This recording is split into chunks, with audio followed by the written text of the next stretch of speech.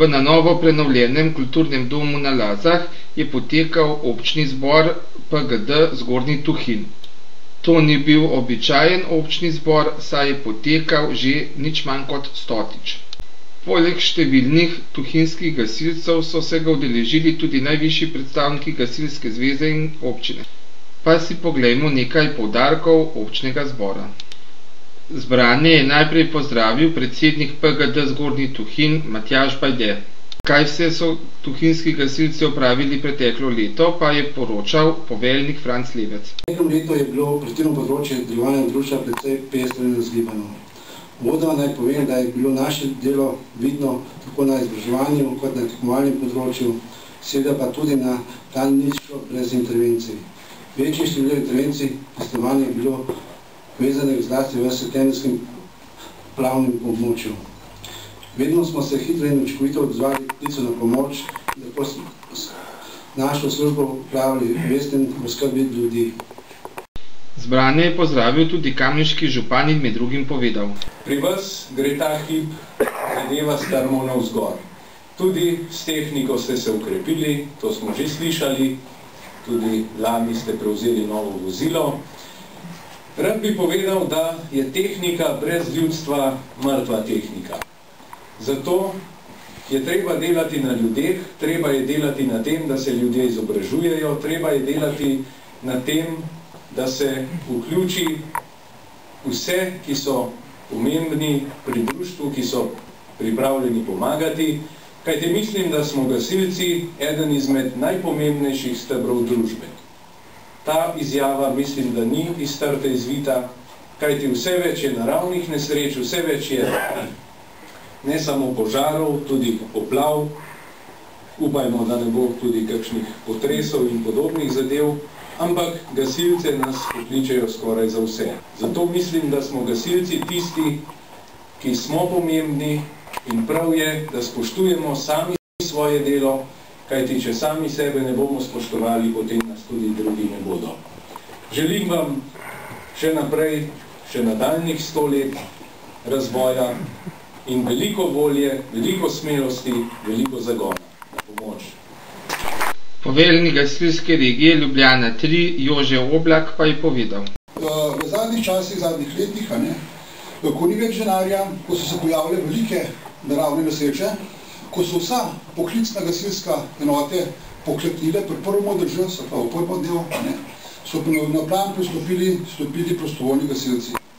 Jaz sem 100% prepričan, da bo prostovoljstvo v Sloveniji ostalo.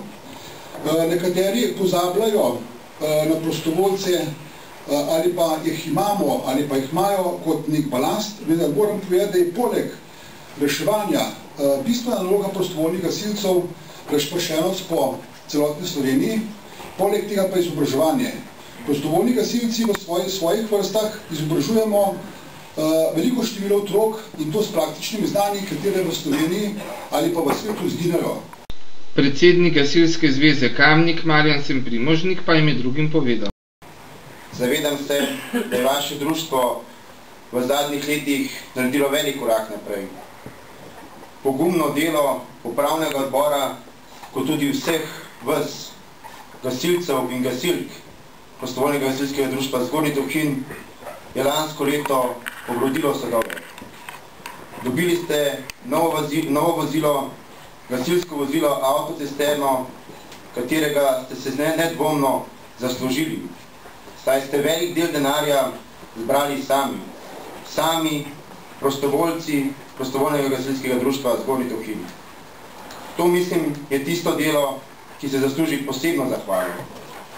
Prav tako, tale današnji občni zbor dokazuje vaše pravo delo. Prav tako izdaja kronike, ki bo išla v naslednjih mesecih, in pa praznovanje vaše 100-letnice je tisto, kar bo vašim naslednjim rodovom dokazalo vaše delo. Poveljnik gasilske zveze Kamnik pa je povedal.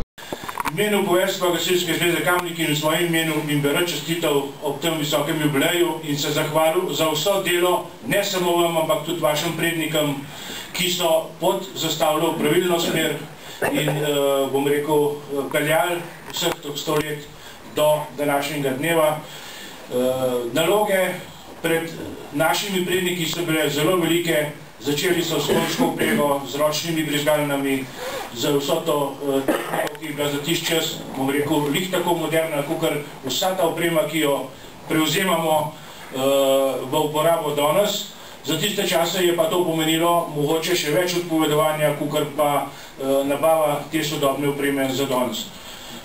Po vsej verjetnosti je včasih občina ali pa kdorkoli, ki je bil takrat na oblasti, ni pomagal v taki meri, kakor danes pomaga za nabavo oprema občina.